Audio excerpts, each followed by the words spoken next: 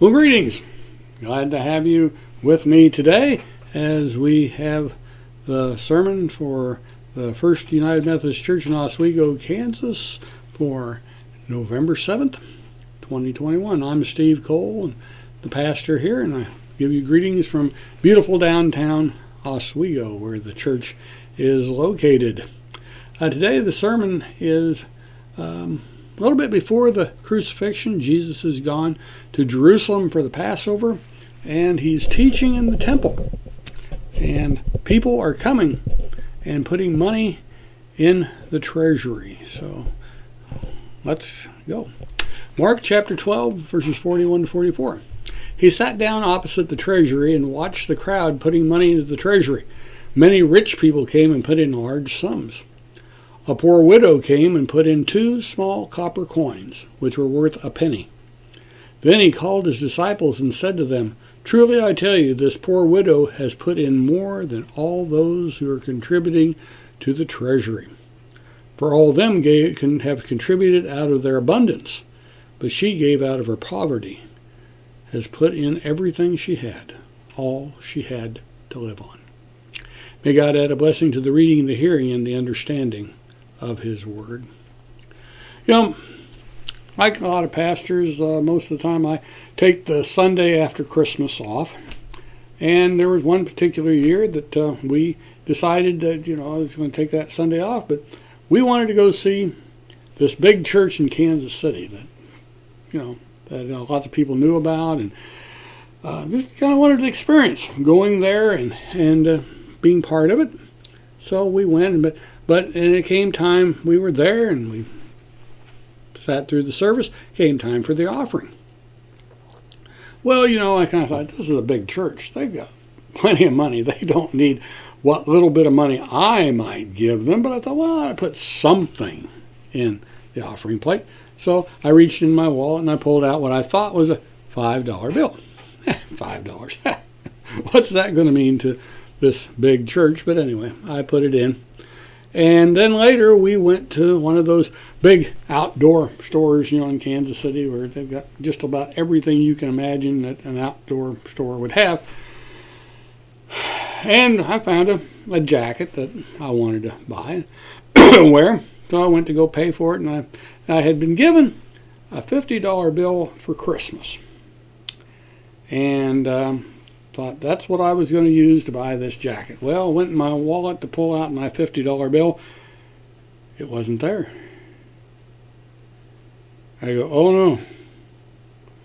I put the $50 bill in the offering plate at the church. Well, can you imagine? Maybe I could just go back to that church and say, hey folks, I made a mistake. I didn't intend to put $50 in the plate. I meant to put in $5.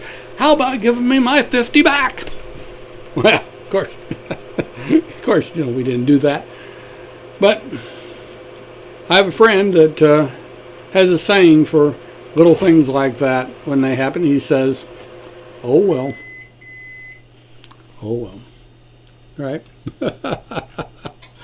Oh, goodness gracious. In our passage today, it's about the time of Passover. Jesus is in the temple teaching, and there's lots of people, no doubt, gathered around listening to what Jesus has to say. And they just happened to be at this place where they had boxes for people to bring their offering. Right? They didn't pass the plate during, you put your offering in this box that was outside the temple. And the people were bringing their offerings and putting them in the box. And, there were some people that would make a big deal about it when they came. And if they'd make sure they had big bags of money and they may even have trumpets play, or make sure everybody noticed as they were coming and putting their sizable amounts in this place. Well, we don't do things like that, do we? No, we don't make big deals about when people give large sums of money for different things, do we?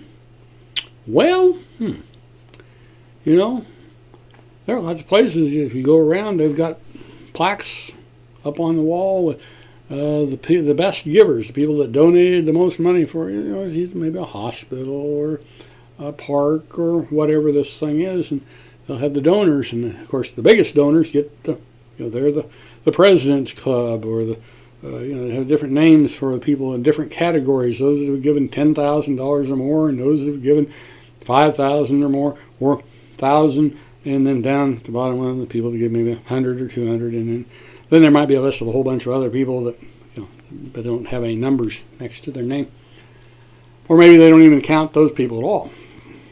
But the best givers, they get the recognition, right? They'll get their name on a plaque.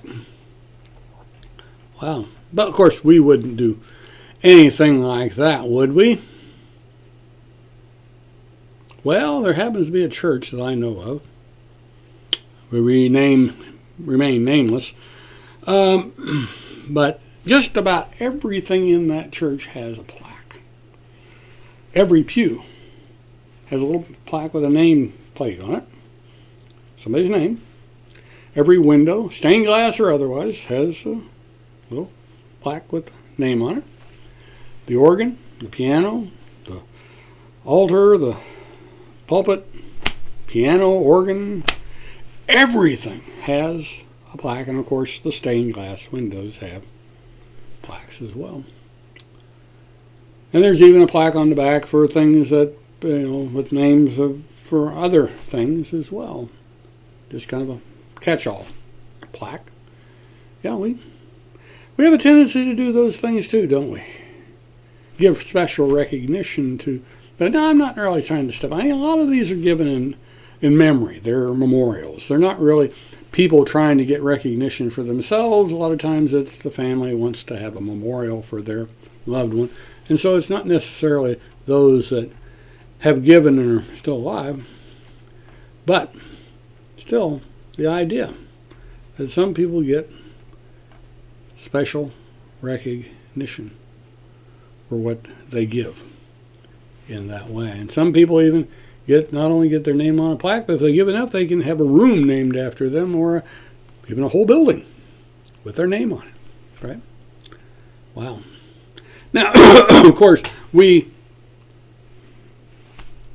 in the church do our giving anonymously. We don't necessarily make a big deal about who gives how much and know who the givers are. We kind of try to keep it anonymous, and we've kind of don't even necessarily pass the plate. And of course, that might be part of it's because of COVID. It was probably not a good idea for everybody to touch the same offering plate, so we put the plates off to the side now, and people give that way. Nobody knows, except maybe the person that counts the money, who gives how much. And that's probably a good thing. And I don't want to know. I don't know who gives what, and I don't want to know who gives what. So maybe that's a good thing that we do it that way. To me, it's up to each individual, between them and God, how much they're going to give. Now, in the passage, it says that there were rich people giving large sums of money, and then comes along this widow who puts in 2 coins worth a penny. A measly penny, right? Now, I can remember a time when I could actually buy something with a penny. When I was young, I could go to the store and I could buy a piece of bubble gum for a penny. But it wasn't long, but I also remember when they raised the price of bubble gum from 1 penny to 2 pennies for a piece of bubble gum.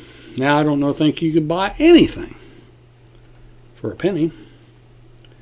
I'm sure there's some people who remember penny candy, that there was a time when you could buy something for a penny. I have a tendency to not carry change around in my pocket. When I buy something, I just pay the cash, and I take the money, and the change goes in my pocket. When I go home at night, I put it in a little container there by the bed. And all those dimes, pickles, pennies, quarters all end up there. And, of course, they accumulate after a while. If I was, I could take change with me and make sure I have that. But I don't. And a lot of that change is pennies. Who cares about pennies? They don't amount to anything. I saw a sign in a convenience store, where if you are short a penny, they got a little thing there that you can take a penny out if you need a penny. And a little sign said, need a penny? Take a penny. Need more? Get a job. Oh, goodness gracious. But not too long ago I went to the coin machine where you can put your coins in and they give you a little thing you can go and cash it in. And I took some of my change that I accumulated. I had $70 worth of change. And that was mostly pennies, nickels, and dimes. I kept the quarters back. That was all pennies, nickels, and dimes. I got $70 back from. Wow. Pennies can add up. I remember a story about how the United Methodist Women got started. Back when they started, they wanted there to be missions, do missions overseas. The women had a desire to get that started, and they went to the general church and said, we'd like you to start a missionary society. And they said, well, no, we don't have the money for that. We aren't able to do that. And so this group of women got together and said, we'll start it ourselves. And they saved their pennies. You know what? It wasn't long before it wasn't just one little group of women, another group of women, another group, and it kind of spread. They had all the money. They had money to start sending missionaries to other countries. And before long, they had what was called the Women's Missionary Society of the Methodist Church. Later became the United Methodist Women. From a group of women that saved their pennies. Pretty amazing, isn't it? What pennies, if you take enough pennies and put them together, what they can do. Wow. One penny won't do much, but you put them together. Once there was a father and a son on a fishing trip. It came to be Sunday morning, and it was raining, and what were they going to do? They couldn't go fishing, so the son said, Dad, I saw a little church down the road here a little ways. How about we go to church? Well, Dad kind of, okay. So they went to the church, sat through the church service, and afterwards, while they were on their way back, and the dad complained about how boring the service was.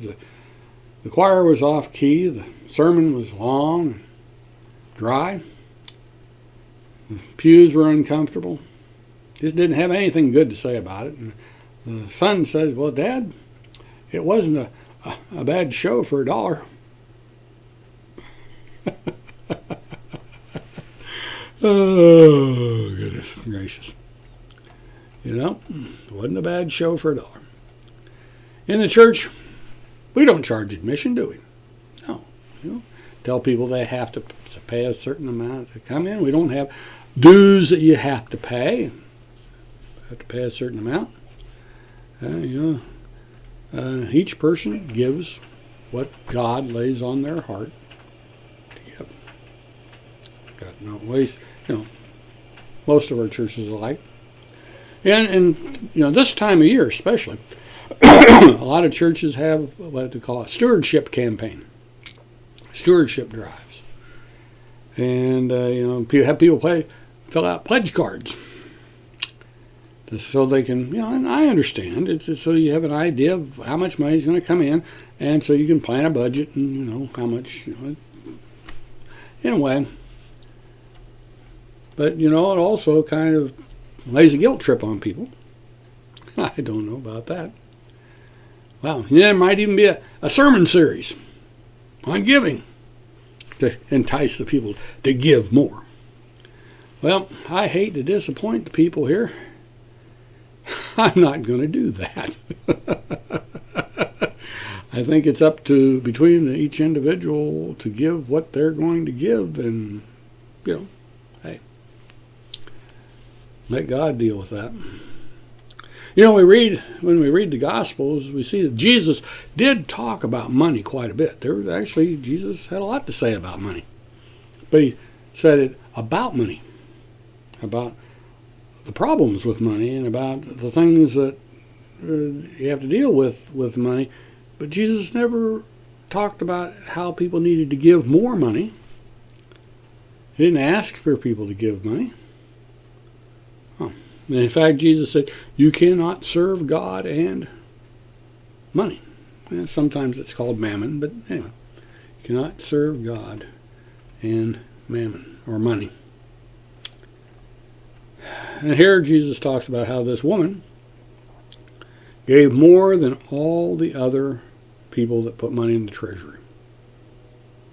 How could that be? She only gave 2 little coins, but she gave all she had. Other people were coming and giving, and they were giving out of their abundance. It didn't hurt them any. It wasn't a sacrifice for them to give what they gave. That was just extra money that they had on hand. And she gave all she had. Makes me think of that song that we sing every once in a while called I Surrender All. Well, she actually did. She actually did. Do we really surrender all? Well, being willing to give God what we need to give. Not just money. And then there's another song we sing, Take My Life and Let It Be. Ever paid much attention to what the second verse says? Take my silver and my gold, not a mite would I withhold. Sometimes I think if we look at the King James Version, the coins she gave were 2 mites. They were called mites. Not a mite would I withhold. What's a mite? It's kind of like a tick, but it's a lot smaller. It's almost like a chigger. A chigger is kind of like those little no-see-ums. You can barely see them at all. That's a mite. But do we really mean it when we say, take my silver and my gold, not a mite would I withhold? Well, I kind of wonder about that, and I go, well, does it really mean that we're supposed to give all? Or does it mean that if we have it on our heart to give, then that's what we give. We don't hold it back. We still have to have money to buy food and pay the utilities and other expenses. But when we have that extra, how about that? And that's about as far as I'm going to go as far as stewardship's concerned. But anyway, Paul writes in 2 Corinthians 9, 6-7, the point is this, the one who sows sparingly will also reap sparingly. The one who sows bountifully will also reap bountifully. Each of you must give as you have made up your mind, not reluctantly or under compulsion, for God loves a cheerful giver. Yeah, there you go. It's not just our money that we can give to God. Money is just one thing we give. As the song says, take my life and let it be. We give God our life. We give God everything that we have and all that we do. And not just our money, but our time and our talents, the things that we do in this life. A lot of things we can do for God.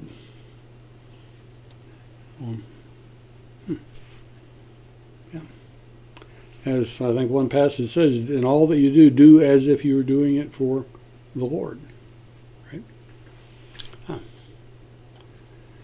Some people get a lot of recognition for the things that they do, and okay, it's fine, because different people have different abilities, and some are more noticeable than others, kind of like money. But, even the little things that we do, they add up too. And so, yes, it's all important in what we do. We all have things that we can do that are important. It may not seem like a lot, but it can add up. And it's kind of like that for churches, too. We might think, well, we're part of a small church. A small church, well, we don't amount to anything. We're just a few people, and we can't do a whole lot like these big churches out here can. But you know, most of our churches are smaller churches. And yet a lot of things get done by smaller churches in the things that they do. You know, we stop and think about back in Europe, they have all these grand cathedrals that were built. You know, huge architectural wonders. Pretty magnificent. And people go there, you know, people go to Europe and they visit, tourists come from all over to look at these beautiful cathedrals that have been built. But if you go to those cathedrals on a Sunday morning during the time of worship, there's only a handful of people that show up. What good are these huge cathedrals if nobody's going to show up to actually worship? Yeah. You know, most of our churches today are small churches.